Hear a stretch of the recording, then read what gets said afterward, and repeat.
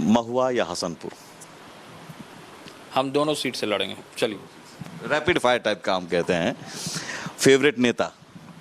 हाँ, फेवरेट नेता? हमारे पिता आदरणीय श्री लालू प्रसाद यादव। सबसे सफल मुख्यमंत्री बिहार में?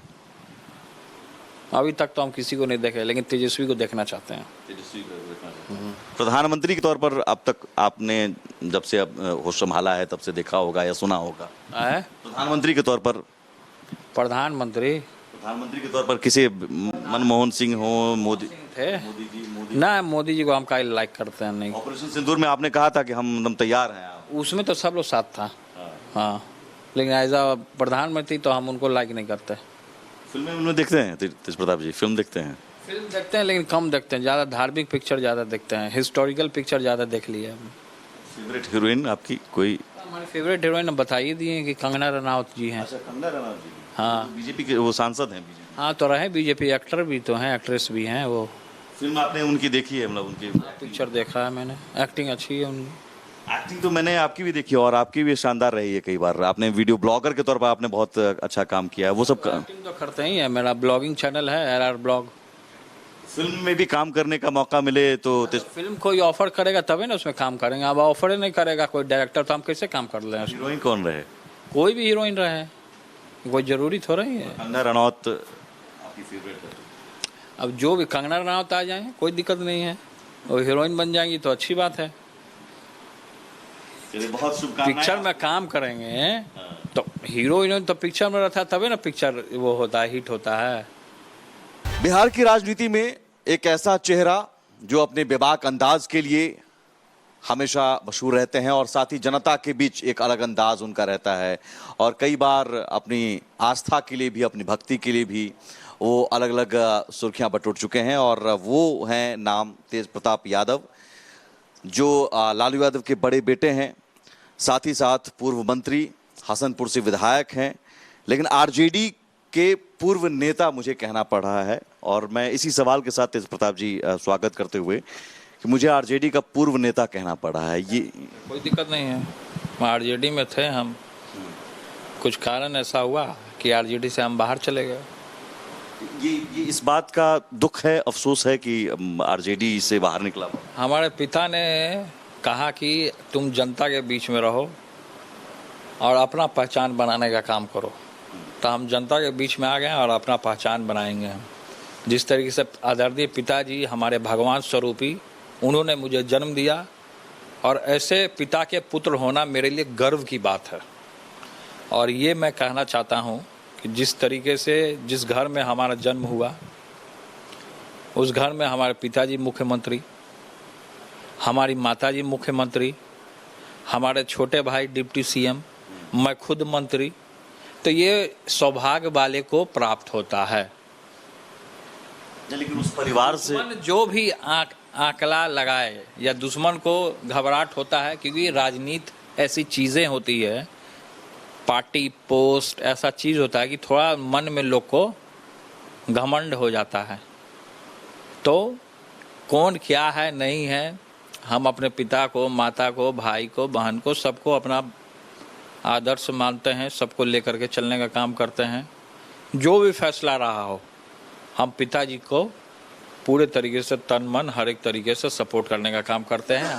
उन्होंने जिस तरीके से हमको, समझिए एक उपहार के तौर पे ही समझिए, दूर रहने के लिए कहा तो अच्छी बात है।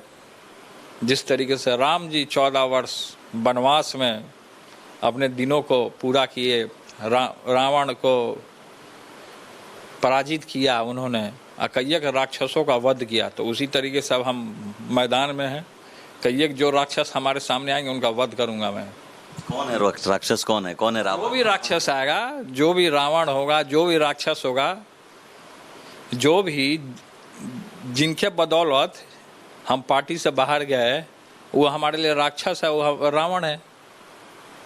तो ये कोई घर का भेदी है जो मतलब कहा भी जाता है कि ऐसा है जो परिवार और पार्टी में दरार डाल रहा है, तेज प्रताप यादव को अपने माता पिता से दूर कर रहा है। पार्टी में जो भी हमारे माता पिता को, हम लोग को जो भी दूर किया है, भगवान उसको चैन से बैठने नहीं देंगे। कौन है? बेचैनी होगा। कौन है वो? छटपटी होगा, बेचैनी होगा पूरे तरीके से, और उसको हम भी माफ करने वाले नहीं है। इस सावन में उसको जवाब मिल जाएगा। ये जो सावन आ गया है, जब मेरा कार्यक्रम लगा है अभी हमारा हसनपुर में हमारा कार्यक्रम लगा है विधानसभा क्षेत्र में, 14 तारीख को कार्यक्रम है। फिर कुशेश्वर स्थान में हमारा पूजा पाठ का व्यवस्था है, वहाँ सब महान जनता ने किया है। आप तो जानते हैं कि पूजा पाठ हम करते हैं पूरे तरीके से, पूरी बिहार की जनता, सब देश के लोग सब जानते हैं। तो भगवान से, महादेव से, कृष्ण से यही हम कामना करते हैं कि हमारे माता पिता सुरक्षित रहें, हमारे भाई जो मकाम पाना चाहते हैं मुख्यमंत्री का वो ऊंचाइयों तक जाएं। हमारा पूरा सपोर्ट है। कृष्ण सारथी बन के अभी भी साथ में है, अर्जुन के पीछे खड़ा है। हमने अर्जुन को नहीं छोड़ा, भले अर्जुन ने हमको छोड़ दिया। अर्जुन ने छोड़ा आपको? अर्जुन ने भले हमको छोड़ दिया हो, लेकिन मैंने अर्जुन को न कभी छोड़ूंगा, न किसी बात में आकर के मैं अपने परिवार से दूर रहूंगा। आपने कहा इसी सावन में वो सोचता है कि हम सीधा साधा हैं, तो इनको बहका करके इसको गियर में ले लिया जाए, तो वो नामुमकिन है। कोई हमको बहका के कोई अपना गियर में नहीं ले सकता है। क्यों सोचता है? मैं ये बार बार कहता हूँ कि भाई तेज प्रताप यादव सीधा साधा, ये क्यों, कौन सोचता? जैसे महादेव से सब वरदान ले लिया भस्मासुर ने, तो जब भस्मासुर ने महादेव से वरदान लिया, उसका चला महादेव को ही भस्म करने, तो यही भस्मासुर हो गया है। सब हमको भस्म करना चाहता है। महादेव भोले हैं, वैसे ही भोले हैं। कोई भी राक्षस, किन्नर, असुर, देवी देवता, सब भगवान भोलेनाथ के दरवाजे पे आते हैं, सब आते हैं। लेकिन उसमें यह है कि भोलेनाथ का तीसरा नेत्र भी खुल जाता है, तो फिर तो जब भोलेनाथ का खुल जाता है तो विनाश हो जाता है, पृथ्वी का विनाश हो जाता है। तो इसी सावन में तेज प्रताप यादव का वो तीसरा नेत्र यानी जो है वो नेत्र खुलेगा इसी सावन में। आज जो लोग भी हमको मेरे माँ बाप से दूर किया है, उस सबको धूल चटाएगा, पब्लिक धूल चटाएगा उसको, जो लोग दूर किया है। बुखार छोड़ा देगा उसका, बुखार। कौन है? नाम क्यों नहीं ले रहे? नाम क्या लेना है? नाम पूरी बिहार की जनता जानती है, इसलिए नाम लेने का जरूरत ही नहीं है। मुर्दा को जिंदा नहीं करना चाहिए, मुर्दा को मुर्दे रहने दीजिए। सावन का जिक्र आया और महादेव का जिक्र आया, तो बीच बीच में जरूर राजनीतिक सवाल लूंगा, लेकिन एक तस्वीर आपकी बहुत वायरल हुई थी, मैं जरूर, वो आपके दिल के करीब होगा। आप शिवलिंग को आपने पूरा जो था वो हम बताते हैं, वो छतरपुर मंदिर है दिल्ली में, सब लोग जानते हैं। वहाँ दाती जी महाराज है, उनका वो आश्रम था।